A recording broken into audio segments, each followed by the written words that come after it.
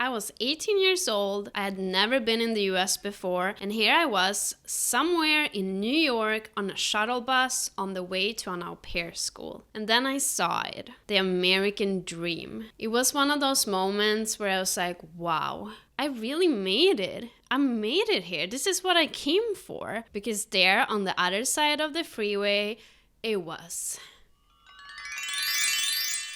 Walmart. I saw Walmart.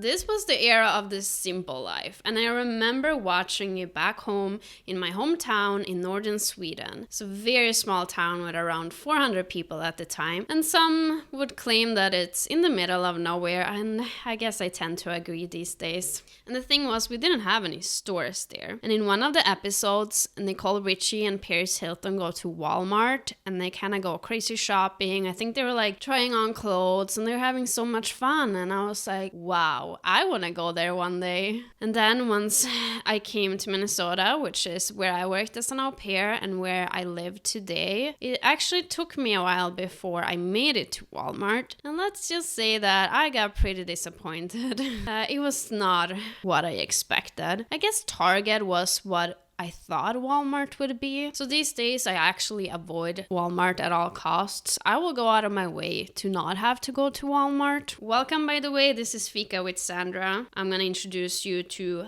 the Fika of the day later.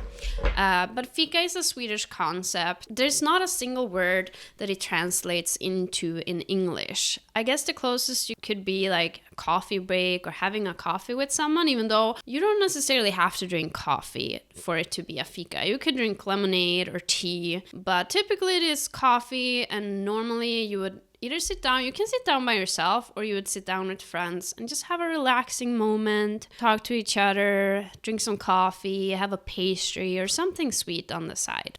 So I figured that's what we're gonna do here. We're gonna sit down together and we're gonna have a fika and talk about life in the US and Sweden.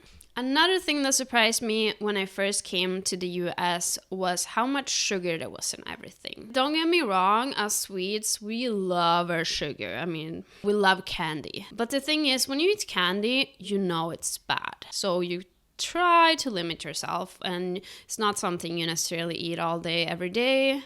You do it on, well, growing up, we would eat candy on Saturdays. That's like, as a kid, you only get candy on Saturdays. If you ask for candy on a Thursday, your mom will be like, no, it's not Saturday today. But with sugar in the US, I feel like it's really hidden in everything instead. Like, people aren't as obsessed with candy, but sugar is in other things instead. So when I then arrived at the au pair school, we obviously ate there. It was like kind of like a school cafeteria, but I want to say the food was probably even worse. And for breakfast, we would get cereal, like these really, really colorful cereal with so much sugar. And then the bread had sugar, like everything just had sugar in it. It did not taste good. So I'm pretty sure I lived off of Twix bars the whole week that I was there, because I was like, if I'm gonna eat sugar, I might as well eat something I enjoy. Another thing that bugged me at the au pair school was how much chlorine there was in the tap water. And I kind of knew about this. People had warned me about it, but I didn't know exactly how bad it will be.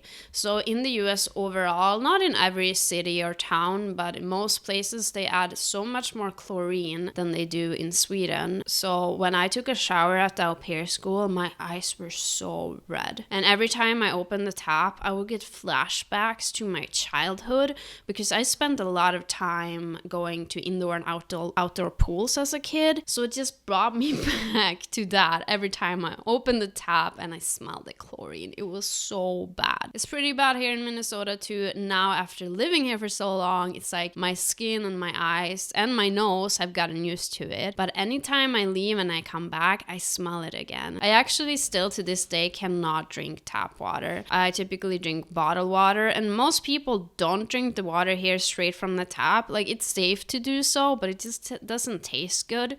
So most people have like a pitcher with a Brita filter is what it's called, or they might have something in their fridge that filters their water. In Sweden, you actually can drink the water straight from the tap and it tastes good. Most places do add chlorine, but it's just not as much. So I really miss just being able to go to the tap and get a glass of cold water that doesn't taste like pool water. Okay, so after my week at the au pair school, I flew to Minnesota where I met my host family. So it was a family I was going to live with for a year then and take care of their kids. They had a Dodge Durango, which is an SUV. At the time, SUVs were not very common in Sweden. They were starting to gain some traction, and these days they are fairly common, but back then they were not. Most cars were smaller.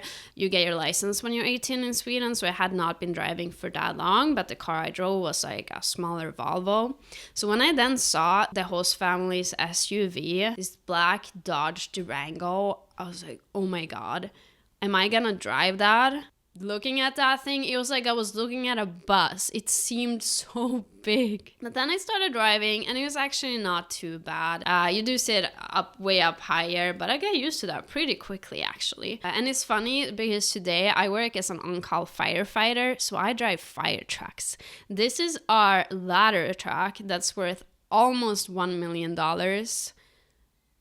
Obviously a lot bigger than that Dodge Durango. But it's funny how life works, you know, because I was super scared to drive that SUV back then, but I did it anyways. A couple of years later, when I moved, I rented a U-Haul truck. It was the smallest truck that they have, but even so, it seemed so big, and I was also a little freaked out beforehand, like, I'm gonna drive a truck. But I did it, it worked fine. So you kind of have to put yourself out there and just dare to do new things, because had I never driven that SUV back then, I would never have dared to drive the U-Haul truck, and had I not done that, I would not have been able to drive the fire truck. So yeah, sometimes you just gotta do things that scare you, and then when you look back in hindsight, you're like, that SUV was not that big after all. Like, that obstacle was really not that big. Once I then started driving the SUV, I noticed something else that's different here, and that's that people use west-east, north-south more than we do in Sweden to describe directions or so. I think a part of it might have to do with me coming from a really small place where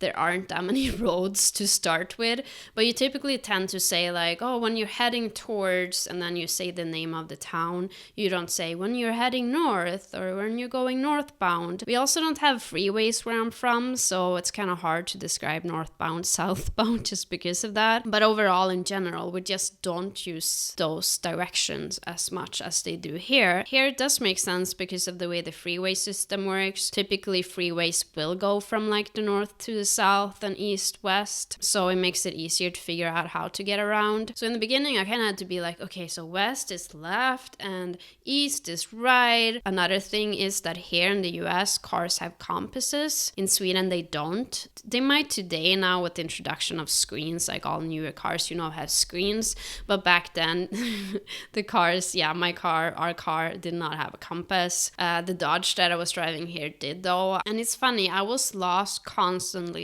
the first 2 months because my host family didn't have a GPS, and this was before smartphones. So to get places, I had to print directions from a site called MapQuest to get around. So I was constantly lost for the first 2 months. But then I figured it out, and I'm kind of happy now that I didn't have a GPS, because I just learned then how the freeways work. I learned the difference between west and east, and I even started using the compass in the car to get around. Like, I'll be like, okay, well now I'm east of this city, so now I have to drive this way to get home.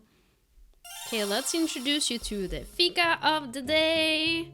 So today we have a princess cake. This is like a mini version that I got at IKEA, but you could get a bigger one too. This is a traditional birthday cake, I want to say, even though you can eat it at other times as well. It's usually either pink or green. This one has chocolate drizzled on top, which is not the standard, but these mini ones from IKEA typically do, and they're actually pretty good. So the outer layer is marzipan, then there's whipped cream inside, jam, custard, and kind of like a sponge cake. Hi, how are you? It took me a while to figure out how to respond to this, because if you ask a Swede how they're doing, they're gonna be like, oh yeah, I'm just recovering from a 2-week cold, and then my big toe was infected, and then my aunt Agneta died 2 months ago, so it's been really rough, But if you ask an American, typically they'll say, I'm good, even if their whole life is falling apart. So here in the US, asking someone, hi, how are you? It's more just being polite. It's kind of just an extension of hi. Of course, if it's someone you know, you can be honest and be like, hey, it's not going that well. But typically, yeah, it's just something you say to be polite. The portion sizes in the US at restaurants are so much bigger. I want to say probably almost twice the size. I don't mind it so much because here it's also socially acceptable to ask for a doggy bag to bring your food home. In Sweden, it's not. I mean, maybe if you have like a kid and they don't eat any of the food, maybe then you can ask for a box, but I don't think I've ever asked for one in Sweden. That might also be just because the portions are smaller, you tend to eat all of it. But here it's really like, they'll even ask you at most restaurants if you have food left, like, do you want to bring it home? And I like that because that way it's not as expensive to go out and eat, because you can be like, yeah, I paid $30 for this, but at least I can split it, like it will be 2 meals, So overall, I pretty quickly learned that not just with Walmart, but things in general, things are not the way they seem like on TV. I especially noticed that when I traveled to California at the end of my au pair year. So I flew down to LA. I stayed at a hostel in Hollywood. Hollywood, is something you associate with fame and movie stars and something glamorous. At least I did. And then you get there and it's like, first of all, not the safest place to be. So me at the time, well, then I had turned 19, staying by myself at a hostel in Hollywood. Yeah, I wouldn't do that again. Everything went fine though. I'm still alive. But it's like the opposite of glamorous, like the Walk of Fame, for example. There's just like all of these touristy shops that sell cheap things from China that say I love LA or Hollywood or whatever. I mean, and also like just overall California, or especially Los Angeles, it's really not like it seems on TV. Don't get me wrong, there are all of these fancy spots, where celebrities actually go and places where they live, but the rest of Los Angeles is not like that. So these were just a couple of my impressions from my first year here in the US. So if you like this type of stuff, I could keep on going and going. So please subscribe for more, okay? Thank you. Hej då!